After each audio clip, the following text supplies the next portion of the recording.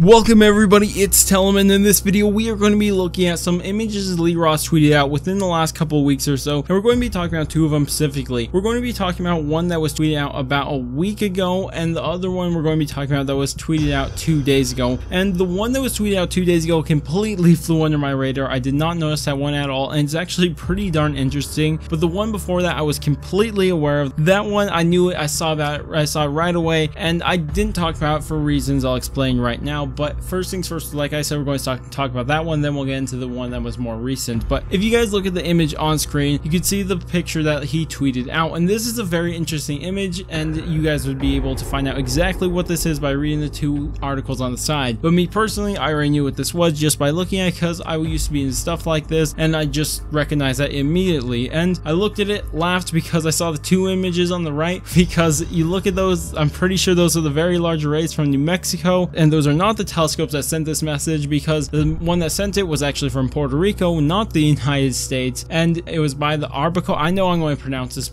awful. It's going to be so embarrassing to pronounce this, especially it's in Spanish. I should know how to say it, but I don't, unfortunately. The Arbico telescope, and it's a pretty interesting telescope. I'm sure you guys have seen images of it because it just looks so beautiful. It's in the ground. It's just a beautiful telescope. But this is actually the Arbico message, of course, because it was sent through the Arbico telescope. It would be called the Arbico message. And let me explain this really quick, because I've already tried recording this a couple of times. I ended up just talking about it for 10 minutes, and that would just waste too much time if I made that a recording. But anyways, Arbico message, just to do a really quick explanation. At the top you see this image, and of course this is made up of binary, well, encrypted binary I should add, because that's not normally how binary looks, but it's encrypted binary. And if you guys look at the different color codings, which of course that's added in for people could understand, because that's not actually colored in when you would receive this message, but still besides the point. But the top all the way to the blue part right above the human figure, that is just explaining our DNA. Now I could get more into that, but I'm not, because I'll spend way too much time talking about it. Then after that you see the human figure with two white things to the side of him, and that explains the human features, or the average human features, and the population of the earth, and a couple other things that are just important to understand the human race, which of course that all that stuff was kind of relative to 1974, so it's not exactly how humans are today. Pretty similar, but not exactly the same. But under that you would see our solar system, which of course would have the sun, Mercury, Venus, Earth, Mars, and of course all the gas giants. And after that you can see this purple thing, and that explains the telescope that was sent through, which is the Arbico telescope, and just explains how it works and all that stuff pretty much. And that's what that is. But why this is kind of interesting, well, it's really interesting in real life, but it's not really interesting to zombies, because you look at the image that's on the right, and that's supposedly the image that we got in return from some aliens, and it's pretty interesting. I'll again try to go through this really quickly, and of course you guys read the article on the side, you guys already know what's exactly going on here, but for the people who didn't, the main differences between these two things is that this supposed alien species also carries DNA, which is interesting, but what makes it even more interesting is that it has the exact same DNA, except it has plus an extra element, which is interesting, because that would be so interesting. Just imagine it has exact same DNA makeup except +1. That'd be pretty darn interesting. Also, it says the alien species has populated 3 planets, which would be pretty darn impressive, be much more advanced than humans. Also, they have a population around 23 billion. And of course, there's more to that image. It also explains their features, which really makes me doubt the authenticity of this, but anyways, it's all besides the point. But that's pretty much what this image was, is that we sent a message explaining stuff about us, and they responded with explaining stuff about them, which is interesting. But how it relates to zombies, I have no idea, because you would maybe say it relates to extinction, because we're going outer space and all that stuff, and we're going finding aliens, which are the extinction, which you may think is correct, but it's actually not, because extinctions creatures, these cryptids, are not aliens. You would be led to believe that if you were just, I guess, not that educated in the storyline, but it's actually not the case. Cryptids are not aliens. They originated from Earth, and they kind of left Earth, so it's kind of a weird thing. I'm not going to spend too much time explaining, but really it doesn't relate to the storyline that I'm aware of. Maybe there's something in the storyline I missed. It's just been a couple of years. Maybe there is something about these cryptids that I'm not aware of, why this would relate, but personally right now I just don't exactly get it, because I don't know how this relates to extinction. I don't know how it's going to relate to anything really. I'm just at a loss for it.